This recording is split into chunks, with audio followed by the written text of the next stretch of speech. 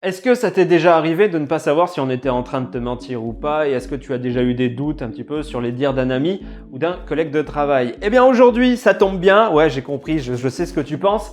On va s'attaquer aux menteurs et plus particulièrement aux mensonges en eux-mêmes. Alors, dans cette vidéo, je vais te donner des trucs pour savoir détecter une personne qui est en train de te mentir. Mais attention, chaque signe que je vais pouvoir te donner ne signifie pas que dès le premier, la personne est en train de mentir. Il en faut plusieurs pour commencer à avoir une certitude. C'est un petit peu un jeu de piste, on va y venir dans la vidéo, tu vas voir. Il faut vraiment prendre ça comme un jeu. Comprends bien donc, avant de commencer, qu'il est en réalité impossible de détecter le mensonge. Ce que l'on peut arriver à détecter, en revanche, c'est le stress que va générer une personne qui est en train de mentir. Il faut donc impérativement, ça c'est vraiment sérieusement, prendre en considération le contexte qu'il y a autour de vous, parce qu'une personne qui va être stressée peut donner la sensation qu'elle est en train de mentir, du moins elle va avoir les mêmes gestes, mais en réalité donc elle n'est pas en train de mentir, elle est juste en train de prouver qu'elle est mal à l'aise. Ces techniques que je vais te donner sont en réalité aussi efficaces qu'un détecteur de mensonges qui va s'exciter un petit peu s'il est en train de mentir, tu vois le truc qui fait... Bonjour, je suis Nicolas, je suis coach en développement personnel et en communication familiale, et aujourd'hui nous allons nous attaquer aux menteurs, que ce soit pour détecter un mensonge au boulot, le mensonge d'un ami ou peut-être le mensonge de ton ado rebelle. Commençons tout d'abord par le regard. Dans la croyance populaire, on dit qu'une personne qui ne maintient pas le regard sur toi est en train de mentir. Ça peut être vrai, mais ce n'est pas significatif. En revanche, il y a d'autres indices au niveau du regard qui peuvent prouver un mensonge, et en fait c'est l'exact opposé de celui qu'on vient de voir, quand une personne te fixe et qu'elle ne détourne absolument pas les yeux de toi. Pour toi, ça va être un moment qui va être un petit peu malaisant de te sentir dévisagé de la sorte, mais pour le menteur, c'est une action qui est importante pour essayer de voir par ton visage si tu crois à ce qu'il est en train de te raconter. On ne détecte pas le menteur seulement par le regard, mais également par son attitude générale. Un menteur sera souvent dans le besoin de bricoler quelque chose avec ses doigts, comme un stylo par exemple. Généralement, c'est ce qui nous tombe un petit peu sous la main. Et si jamais il n'a rien sous la main, justement, il va peut-être se toucher le visage, comme les oreilles, le nez, ou alors encore se gratter le bras, se taper la jambe. Il peut y avoir toutes sortes de choses. Ce sont souvent des gestes qui sont un petit peu répétitifs. Mais je suis obligé de te dire que ce n'est pas significatif. Ce sont des attitudes que l'on peut retrouver dans des situations de stress. Vraiment, ce n'est pas pour cela que la personne va être en train de te mentir. Elle est peut-être juste en train de stresser. Le contexte est vraiment important, il faut bien le noter. Un ado qui est en train de regarder le sol en se grattant le bras en parlant de son dernier contrôle sera peut-être juste stressé de dire qu'il s'est planté et qu'il a eu un 2 sur 20. Il ne sera pas du tout en train de mentir. Le sourire d'un menteur peut en dire long sur lui. Un sourire qui n'est pas forcément franc se fera peut-être qu'avec le bas du visage et non avec le haut du visage, avec les yeux. Vous l'avez peut-être remarqué, mais lors d'un sourire franc, les yeux de la personne se plissent légèrement, ce qui n'est pas le cas lorsqu'une personne sourit par politesse ou qu'elle est en train de cacher un mensonge. Il y a juste le bas du visage qui va sourire.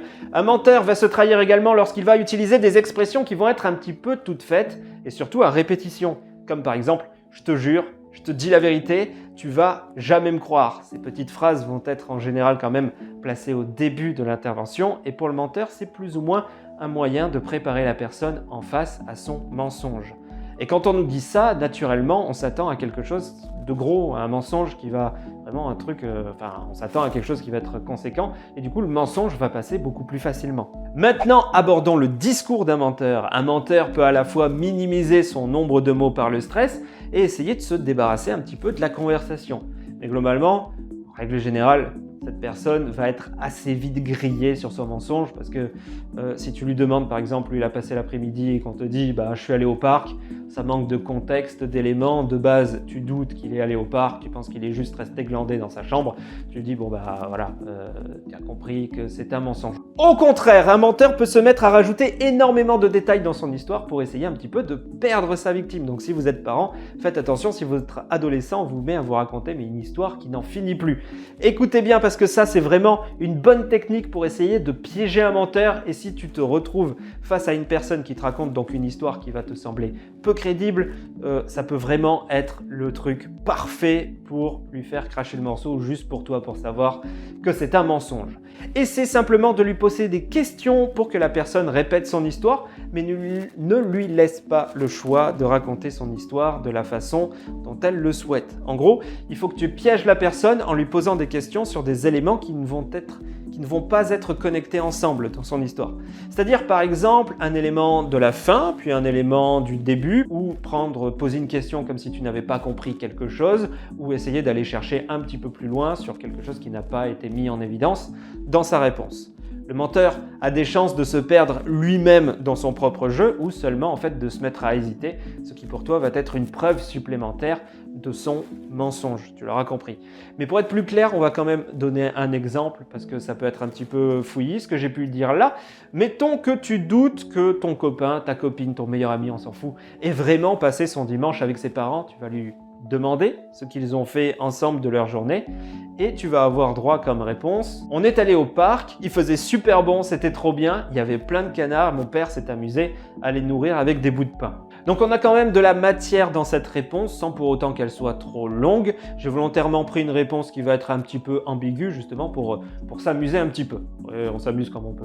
On peut par exemple poser en première question: on a le droit de donner du pain aux canards? Vous savez, si vous avez des parcs proches de chez vous où il peut y avoir des canards, il y a certains endroits où on a plus ou moins le droit de donner du pain. Voilà, c'est une question qui va être un petit peu toute faite et dès le départ. Donc on peut se rendre compte que la personne ment si elle commence à s'énerver ou si elle veut changer de sujet. Mais elle peut aussi bien rester calme en disant que personne n'est venu leur dire quoi que ce soit, ce qui de toute façon pourrait être vrai. Donc si on tombe sur une réponse comme ça par rapport à notre première question, et bien là, c'est un petit peu perdu pour toi, tu peux pas avoir d'éléments qui te disent si c'est un mensonge ou pas. Il n'y avait pas de vent quand même. Là on revient au tout début.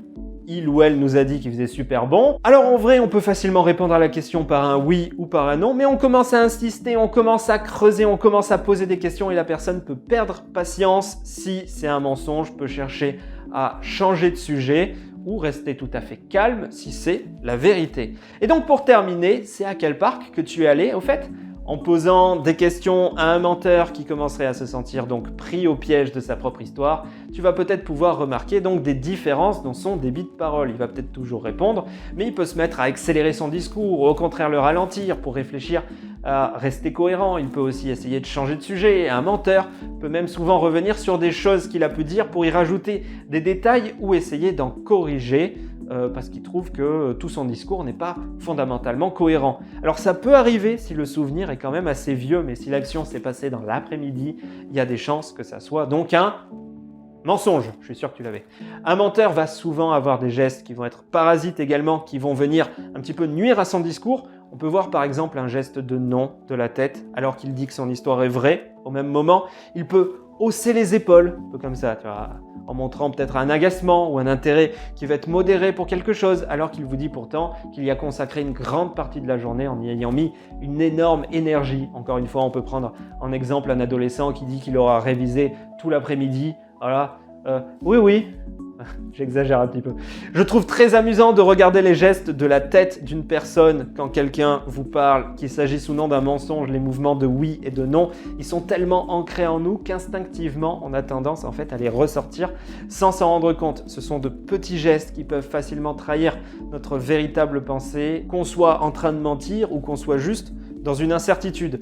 Par exemple, si tu poses une question à un ami sur une activité, il va peut-être te répondre qu'il pourra peut-être venir.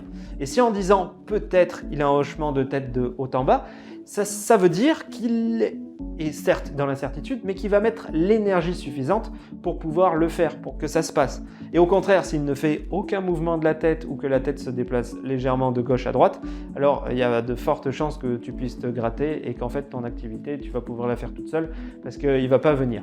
Voilà, nous avons vu ensemble pas mal de petites choses qui peuvent te permettre de détecter un menteur et encore une fois, je te le dis bien, c'est l'ensemble de ces éléments qui indiqueront vraiment si quelqu'un est en train de te mentir ou non. Un seul indice ne suffira pas. Finalement, pour détecter un mensonge, je le disais au tout début de la vidéo, il n'y a pas qu'une seule méthode et les opposés veulent parfois dire la même chose, comme par exemple un débit de parole qui va être trop léger ou au contraire trop rapide, trop de mots ou pas assez de mots. Voilà, ça peut être les inverses peuvent dire la même chose. Restez donc attentifs, mais n'accusez pas non plus une personne à tort qui pourrait être donc en train de vous mentir parce qu'elle pourrait être juste mal à l'aise par rapport à une situation ou un événement de sa vie. En réalité, c'est vraiment un jeu de déduction, donc observez bien la personne, son discours, posez-lui des questions et vous ramasserez très certainement assez d'indices pour vous faire votre propre idée. Alors, je vous le dis, il ne sert parfois à rien de prouver à un menteur qu'il est en train de mentir. Ce sont juste des techniques pour vous qui pourront vous aider à éviter en fait d'attendre bêtement des réponses ou d'attendre après quelqu'un quelque chose pour savoir justement une activité, si vous attendez la personne ou pas pour la faire. J'espère que cette petite vidéo t'a intéressé. N'hésite pas non plus à dire en commentaire si elle t'a plu. N'hésite pas à mettre un pouce bleu et n'hésite pas non plus à poser des questions en commentaire qui pourront donner de futurs sujets de vidéos. Donc en attendant la prochaine vidéo justement, prends bien soin de toi et à très bientôt. Salut à tous!